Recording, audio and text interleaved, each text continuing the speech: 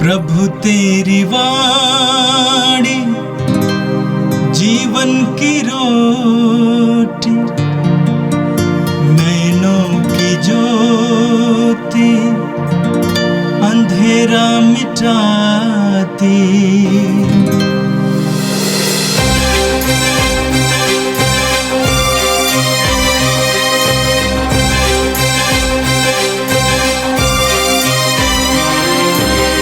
प्रभु तेरी वाणी जीवन की रोटी, नैनों की ज्योति अंधेरा मिटाती।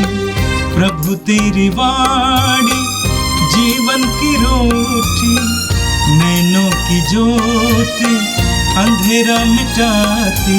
वाणी वाणी वाणी वाणी वाणी पवित्र है, शाश्वत है, जीवन का मन्ना है।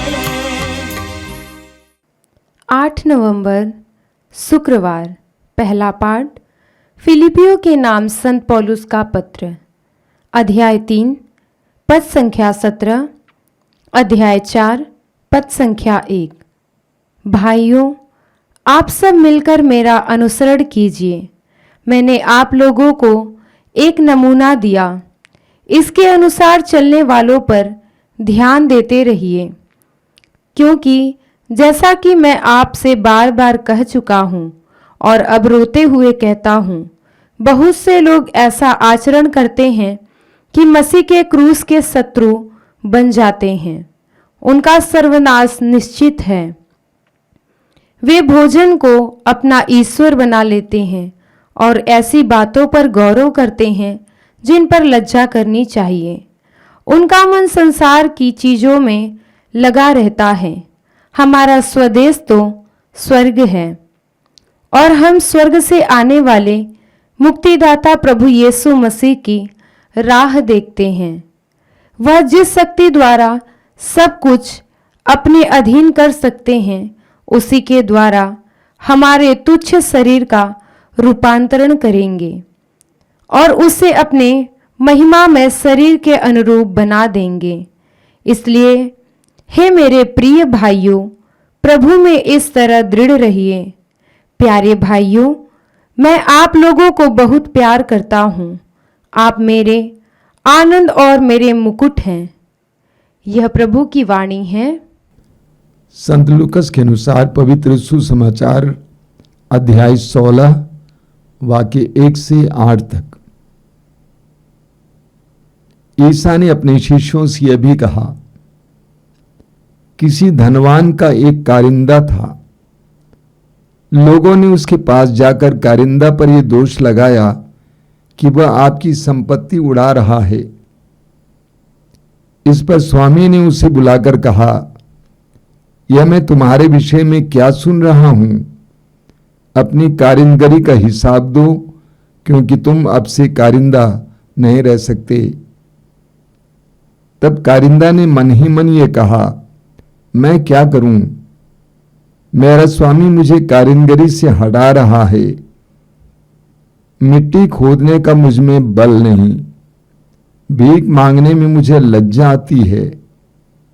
हाँ, अब समझ में आया कि मुझे क्या करना चाहिए, जिससे कारीगरी से हटाए जाने के बाद लोग अपने घरों में मेरा स्वागत करें। उसने अपने मालिक के कर्जदारों को एक एक कर बुलाकर पहले से कहा, तुम पर मेरे स्वामी का कितना ऋण है? उसने उत्तर दिया, 100 मन तेल। कारिंदा ने कहा, अपना रुका लो और बैठकर जल्दी 50 लिख दो। फिर उसने दूसरे से पूछा, तुम पर कितना ऋण है? उसने कहा, 100 मन गेहूं। कारिंदा ने उससे कहा, अपना रुका लो और 80 लिख दो। स्वामी ने बेईमान कारिंदा को इसलिए सराहा कि उसने चतुराई से काम किया, क्योंकि इस संसार की संतान आपसी लेन देन में ज्योति की संतान से अधिक चतुर हैं। यह प्रभु का दिव्य सुसमाचार है।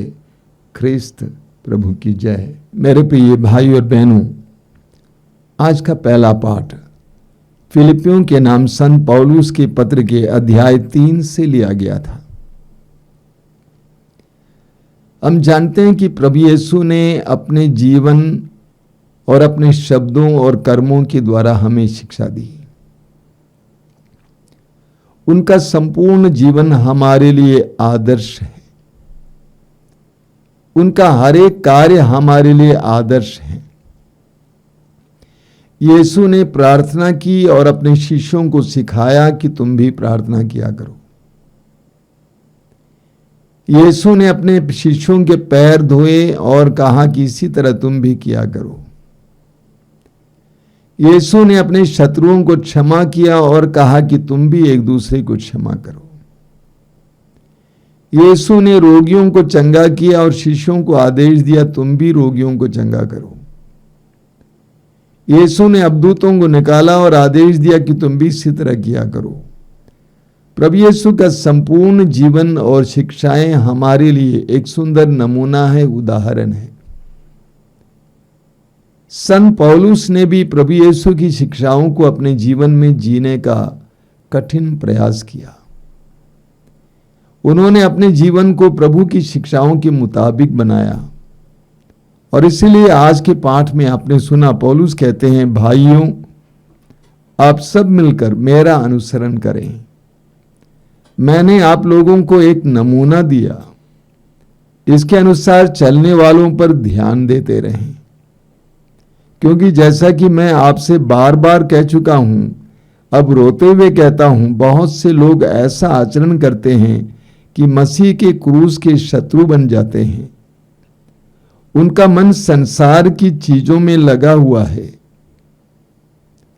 पौलुस अपने शिष्यों से कहते हैं, फिलिप्पी के मसीही समुदाय से कहते हैं कि मेरा अनुसरण करें। जैसे मैंने आपको शिक्षा दी उसके अनुसार जीने का प्रयास करें और आपने मेरे अंदर जो देखा उसके अनुसार जीने का प्रयास करें। इतना ही नहीं, पौलुस कहते हैं सुसमाचार के अनुसार जो जीते हैं उनको भी देखा करें, उन पर भी ध्यान दें। पौलुस कहते हैं कि आप लोगों के बीच में कई ऐसे मसीही और विश्वासी आएंगे जो मसीही कहलाते हैं, लेकिन वास्तव में उनका जीवन प्रभु की शिक्षाओं के मुताबिक नहीं है। उनका जीवन संसार के मूल्यों के अनुसार है। उनमें से कईयों के लिए उनका ईश्वर उनका भोजन है। हम जानते हैं कि इसी तरह कई मसीही और विश्वासी लोग हमें देखने को मिलते हैं जो नाम से मसीही हैं, विश्वासी हैं, लेकिन काम से नहीं, जीवन से नहीं। उनका जीवन संसार के मूल्यों के आधार पर है। वे सांसारिकता में खोए हुए हैं और अपने आप को यीशु के शिष्य भी कहते हैं। पौलुस कहते हैं ये होने वाला है, इसीलिए आपने जो मुझ में देखा है उसी का अनुसरण करें। पौलुस याद दिलाते हैं कि हमारा स्वदेश तो स्वर्ग है और हम स्वर्ग से आने वाले मुक्तिदाता प्रभु ईसा मसीह की राह देखते रहते हैं। वह जिस सामर्थ्य द्वारा सब कुछ अपने अधीन कर सकते हैं, उसी के द्वारा वह हमारे तुच्छ शरीर को रूपांतरण करेंगे और उससे अपने महिमा में शरीर के अनुरूप बना देंगे। पौलुस याद दिलाते हैं, इस बात को नहीं भूलना चाहिए कि हमारा स्वदेश स्वर्ग है। हम इस संसार के शाश्वत निवासी नहीं हैं। हमारा स्वदेश स्वर्ग है और हम स्वर्ग से भेजे गए हैं और हम स्वर्ग के लिए बनाए गए हैं। कोलोसियों के पत्र के अध्याय 3 वाक्य 1 में पौलुस कहते हैं, यदि आप यीशु मसीह के साथ जी उठे हैं तो ऊपर की चीजों की चिंता किया करें। ऊपर की चीजों की चिंता किया करें। एक विश्वासी और मसीही जिसका मन और हृदय इस संसार में रमा हुआ है, वो वास्तव में मसीही नहीं है, यीशु के शिष्य नहीं है। आज हमें देखने को मिलता है कि बहुत सारे मसीही सांसारिक जीवन जीते हैं। उनके मूल्य सांसारिक मूल्य हैं, यीशु के मूल्य नहीं है। वे इस संसार में धनी बनना चाहते हैं, ईश्वर की दृष्टि में नहीं बल्कि संसार की दृष्टि में धनी बनना चाहते हैं, संसार की दृष्टि में सुंदर बनना चाहते हैं, संसार की दृष्टि में शक्तिशाली बनना चाहते हैं। पौलुस कहते हैं कि ऐसा नहीं होना चाहिए। हमें यीशु का अनुसरण करना चाहिए, यीशु का अनुकरण करना चाहिए। सदा याद रखना चाहिए कि हमारा स्वदेश तो स्वर्ग है। इस संसार में रहते हुए भी इस स्मृति को बराबर बनाए रखना है। हम स्वर्ग के लायक बनने के लिए बनाए गए हैं। और आज का सुसमाचार संत लूकस के सुसमाचार के अध्याय 16 से लिया गया था। आज के सुसमाचार में आपने सुना, प्रभु यीशु एक बहुत सुंदर दृष्टांत सुनाते हैं, एक बेईमान कारिंदे का दृष्टांत। एक धनी व्यक्ति के यहां एक कारिंदा था। कारिंदा मतलब मुंशी, जो बेईमान था, जो अपने मालिक का धन उड़ाया करता था। लोगों ने मालिक से कहा कि आपका कारिंदा आपका धन उड़ा रहा है। मालिक ने उसे अपने पास बुलाया और कहा कि मैं क्या सुन रहा हूं तुम्हारे बारे में कि तुम धन उड़ा रहे हो। अपनी कारीगरी का हिसाब दे दो, मैं तुमको हटाने जा रहा हूं। तब उस कारिंदे ने सोचा कि मैं आगे क्या करूंगा। उसने कहा कि मिट्टी खोदने का मुझ में बल नहीं, भीख मांगने में मुझे लज्जा आती है, अब मैं क्या करूंगा। उसके अंदर एक चतुराई की बात आ जाती है। वो कहता है कि मैं ऐसा करूंगा कि अपने मालिक के कर्जदारों को एक एक करके बुलाऊंगा और उनका कर्ज आधा आधा करा दूंगा। और ऐसा ही उसने किया।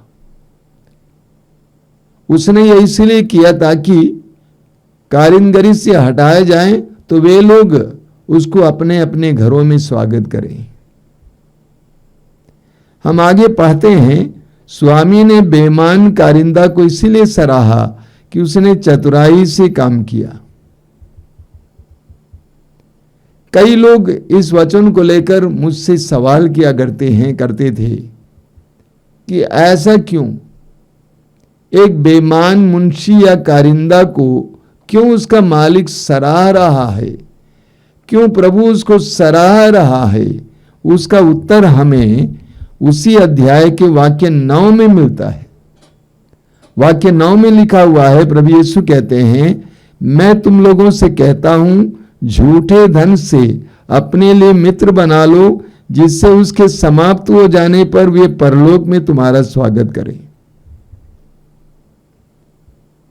इस दृष्टांत का यही तात्पर्य है। क्या? मैं तुम लोगों से कहता हूं, झूठे धन से अपने लिए मित्र बना लो, जिससे उसके समाप्त हो जाने पर वे परलोक में तुम्हारा स्वागत करें। हम सभी को ईश्वर से बहुत सारे वरदान मिले हैं। किसी को वरदान स्वरूप धन मिला है, किसी को वरदान स्वरूप प्रतिभाएं मिली हैं, किसी को वरदान स्वरूप बुद्धि मिली है। प्रभु यीशु बताना चाहते हैं कि इन सारी चीजों को इस तरह हमें प्रयोग में लाना चाहिए कि हम परलोक के योग्य बन जाएं।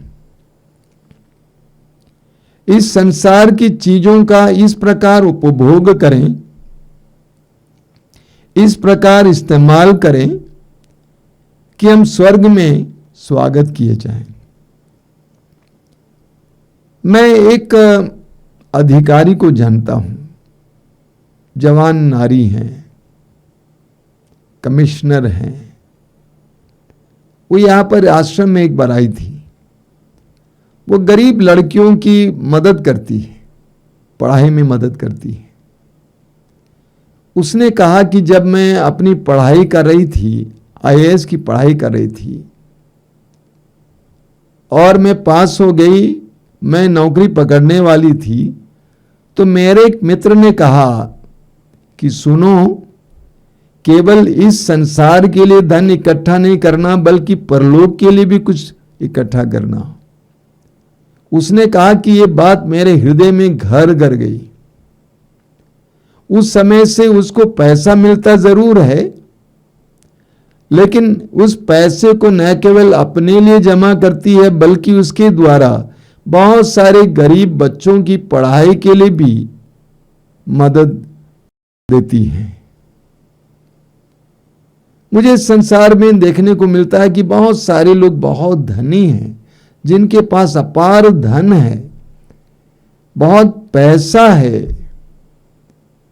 काश वे थोड़ा समझदार होते, बुद्धिमान होते, उनके अंदर प्रज्ञा होती, उस धन में से कुछ धन इस संसार के लोगों की मदद के लिए भी इस्तेमाल किया जा सकता था।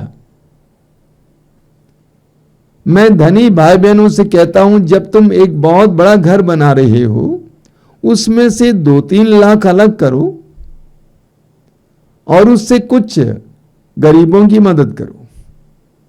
जब एक बहुत बड़ा भवन बना रहे हो, 2 या 3 छोटे छोटे घर भी बना के दे दो, उतने लोगों की दुआएं तुम्हें मिलेंगी।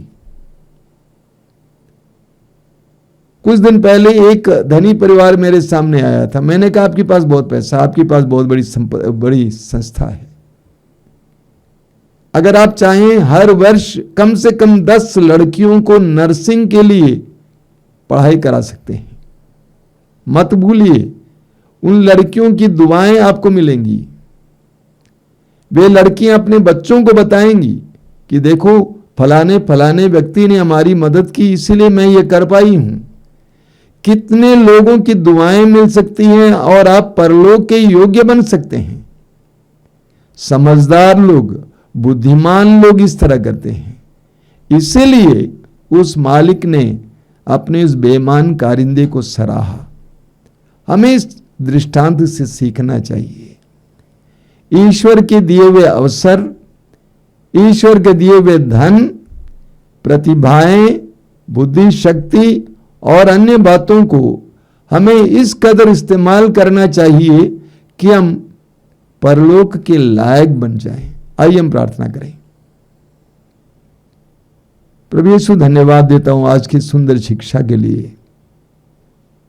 तूने हमारे सामने एक बहुत बड़ी चुनौती रखी है। हम में से अधिकतर लोग स्वार्थी होते हैं प्रभु। जब धन आता है या कुछ भी आ जाता है, हम सोचते हैं हमारे लिए है। जितनी उदारता से तूने हमें दी, उतनी उदारता से हम उसमें से साझा करने के लिए तैयार नहीं होते। प्रभु, हमें प्रज्ञा का वरदान दीजिए, हमें बुद्धि दीजिए, तेरी उदारता से सीखने की कृपा दीजिए और इस तरह जीवन जीने की कृपा दीजिए कि हम परलोक के लायक बन जाएं। हे प्रभु, यीशु वचनों को सुनने वाले मेरे भाई बहनों को आशीर्वाद दीजिए। आज का संपूर्ण दिन उनके लिए कृपा का दिन बने, आशीष का दिन बने। हमारी प्रार्थना को ग्रहण कर, आमीन।